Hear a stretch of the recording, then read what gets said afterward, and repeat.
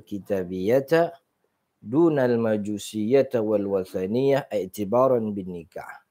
Jadi salah satu sebab yang mana laki-laki boleh menggauli perempuan di luar pernikahan adalah milkul yamin. Bukan salah satu ya, satu-satunya sebab di mana orang boleh menggauli wanita di bawah kuasanya selain pernikahan adalah milkul yamin, yaitu kepemilikan budak. Tapi ini disyaratkan bahwa kepemilikan budak itu syarat di mana dia boleh menggauli. Tentu pertama milkul yamin, ini di luar pernikahan. Pertama milkul yamin, bahwa memang budak perempuan tersebut betul-betul punya dia, begitu. Yang kedua syaratnya bahwa budak perempuan yang digauli itu hanya boleh budak perempuan muslimah atau kitabiyah, Yahudi dan juga Nasrani. I'tibaran bin nikah, ngikutin hukum nikah. Sebagaimana syariat Islam membolehkan nikah dengan kitabiyah, tapi tidak membolehkan nikah dengan perempuan majusi atau juga perempuan wathaniyah, penyembah berhala. Nah kemudian syarat yang ketiga, ini penting lagi. Budak yang digauli itu bukanlah orang yang memang diharamkan untuk digauli. Diharamkan untuk digauli seperti budak itu ternyata diketahui bahwa dia adalah saudari sesusuannya. Budak itu ternyata bibinya. Budak itu ternyata saudarinya. Orang yang ketahuan belakangan bahwa budak perempuan yang dia beli itu adalah kerabat dia, maka pembeliannya itu jadi kemerdekaan. Jadi saya nih punya duit katakanlah 1 M gitu. Saya lihat itu ada budak saya suka, saya beli dengan nilai 1 M. Kemudian budak tersebut jadi budak saya. Kalau ternyata kemudian diketahui ternyata perempuan ini termasuk kerabat saya, kerabat mahram begitu ya, maka pembelian itu jadi pembebasan. Jadi saya nggak berhak untuk membuat dia jadi budak lagi.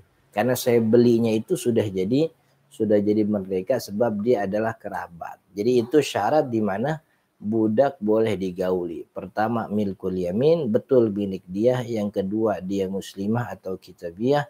Yang ketiga dia bukan mahramnya, kan begitu. Bukan mahramnya. Nah, budak yang kemudian digauli lalu melahirkan anak begitu, maka budak ini namanya ummul walad. Gitu. Waladnya, anak yang dihasilkan dari budak yang digauli oleh tuannya yang benar, jadi bukan selingkuh, tuan benernya, anaknya merdeka. Dan ini mujma' alaihi. Dalam kitab Al-Ijma' Imam Ibnul Munzir, seluruh ulama sepakat, beliau mengatakan demikian bahwa anak yang dilahirkan dari budak perempuan yang digauli oleh tuannya, maka anaknya merdeka. Ibunya namanya jadi ummul walad.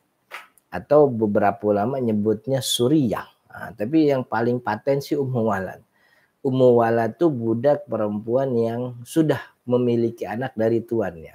Kalau suriyah itu budak yang digauli tok gitu. Punya anak kalau belum punya anak namanya suriyah.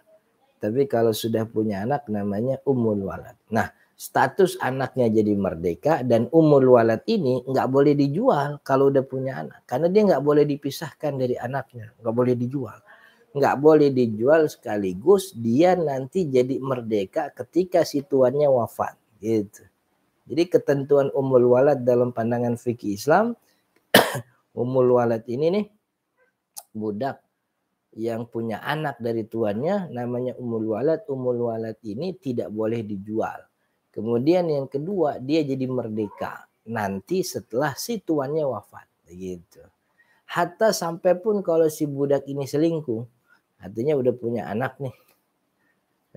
Udah punya anak dari tuannya. Kemudian satu waktu dia selingkuh misalnya.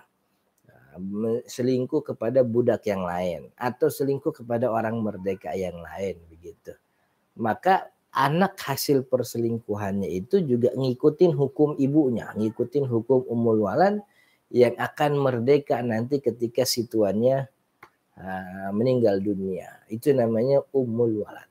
Nanti akan sampai pada pembahasan umul walad. Tapi satu baris ini nih, ini mestinya tidak diselesaikan sebegitu saja di hari yang kemarin.